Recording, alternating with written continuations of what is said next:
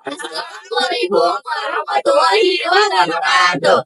Kami dari kelompok 4 Ingin membuat tugas video dari mata kuliah Patologi Sosial yang bertemakan Prostitusi. Selamat siang semuanya. Terima kasih atas perhatian dan kebersamaan Anda.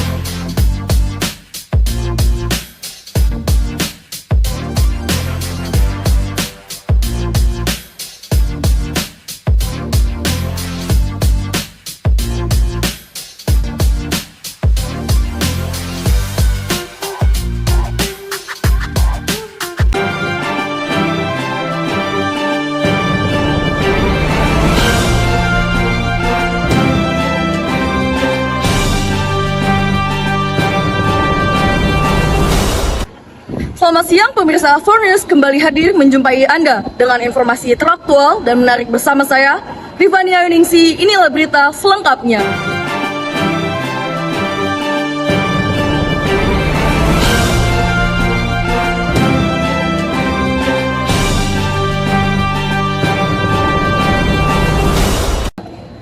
Praktik prostitusi terselubung kembali terbongkar. Kali ini, aparat kepolisian berhasil menggerebek sebuah klub malam yang diduga menjadi tempat praktik pekerja seks komersial terselubung.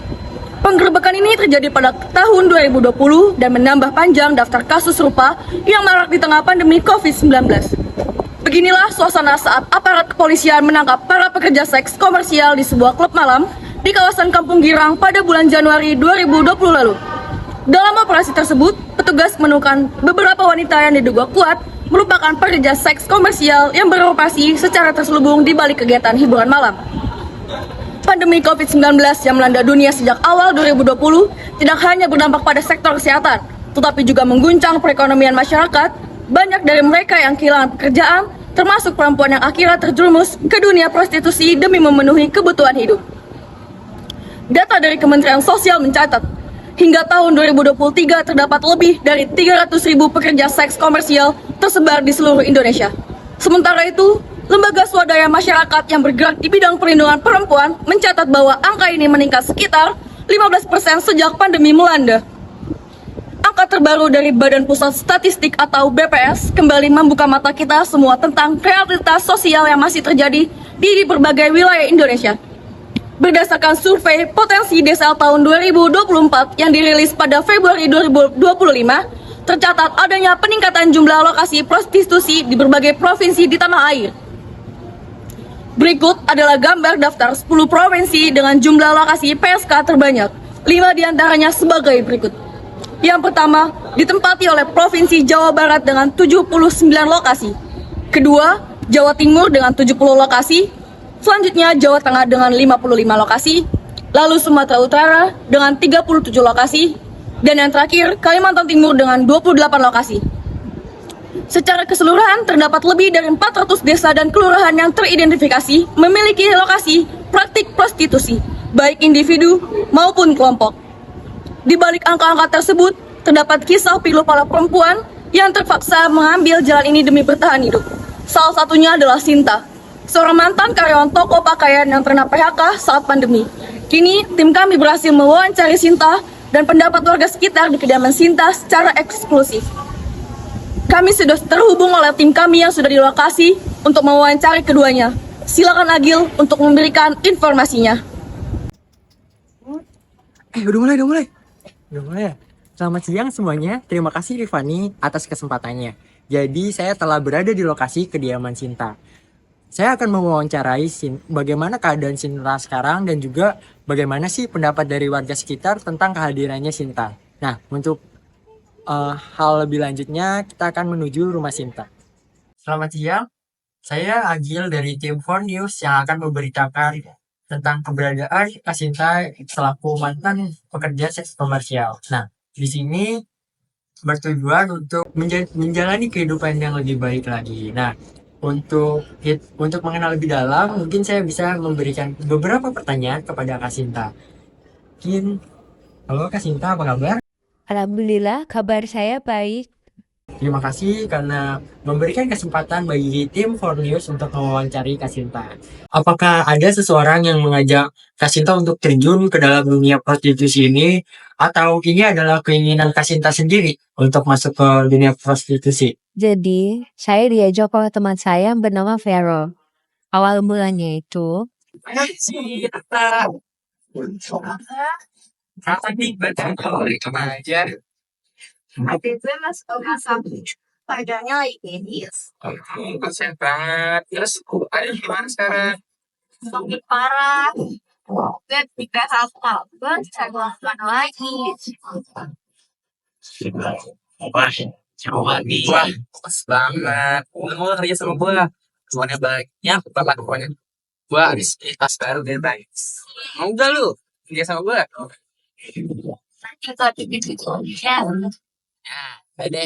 Udah lu follow gue aja ya. Suka. Udah gue cabut dulu ya. Bye-bye. Bentar. Maaf ya Vero, mengganggu waktunya. Halo Sinta. Iya, nggak apa-apa. Ada apa ya nelpon? Gue mau ngambil pekerjaan yang lo tawarin kemarin nih. Karena gue bener-bener butuh duit banget sekarang buat biaya rumah sakit adik gue. Boleh. Besok kita langsung ketemuan ya. Ntar gue kasih lokasinya ke lu. Oke, besok gue OTW dan bakal gue kabarin ya Vero. Makasih. Duh, si tahu banget sih. Doang time banget. Ya, banget. Jadi ayo, jangan lama-lama. Kita Mas Joko.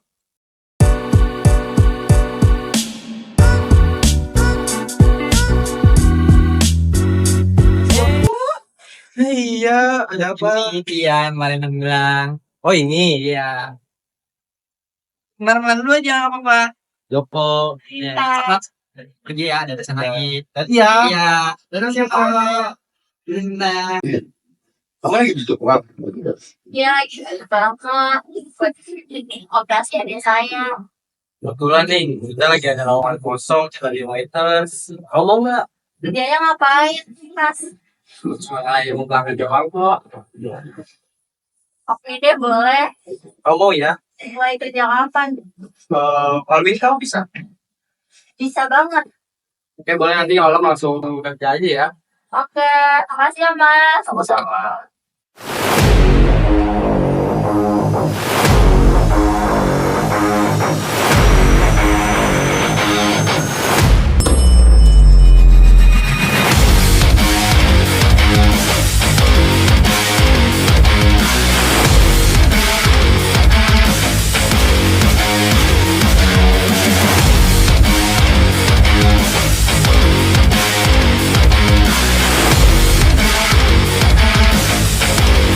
Oh, baik. Terima kasih banyak.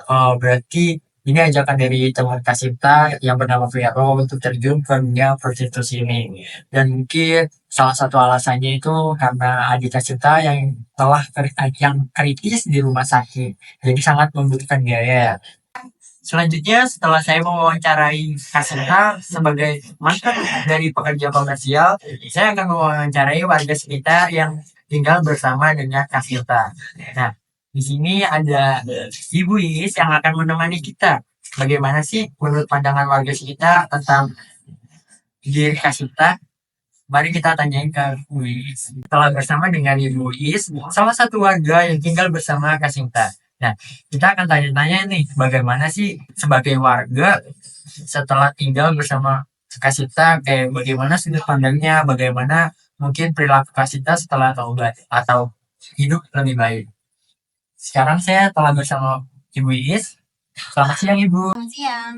Jadi saya ingin tanya-tanya sedikit nih, bagaimana sih kehidupan dari Kasinta setelah adanya video penggerbekan pada 5 tahun lalu, dan bagaimana setelah sekarang, seperti yang kita tahu, Kasinta itu kan menjalani hidup yang lebih baik. Akan tetapi bagaimana pandangan dari Ibu sebagai warga yang tinggal bersama gitu loh, bersama Kasinta. Itu bagaimana sudut pandang Ibu?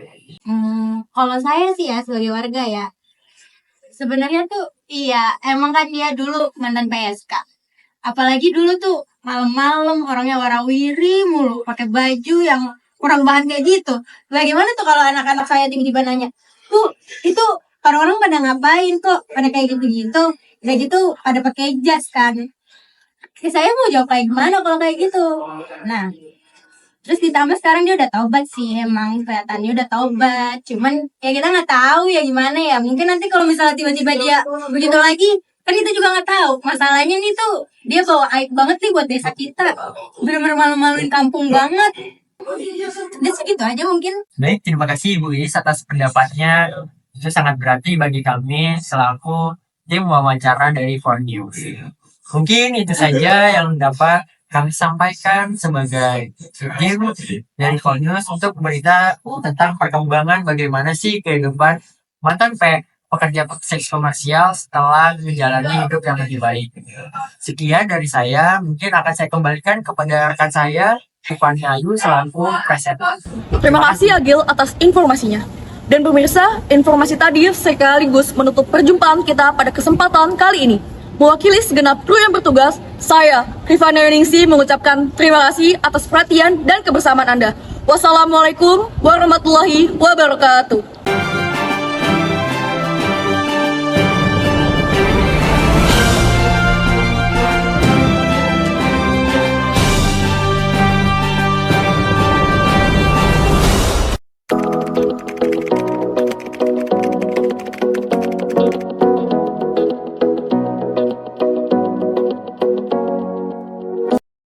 Ding pun tertawa. Udah mulai lagi.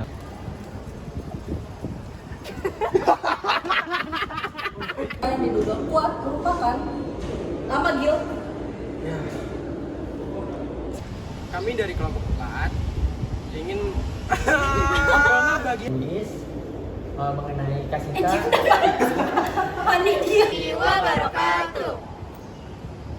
Adit, kok nggak ngomong? udah mulai. Boleh ya? Belum.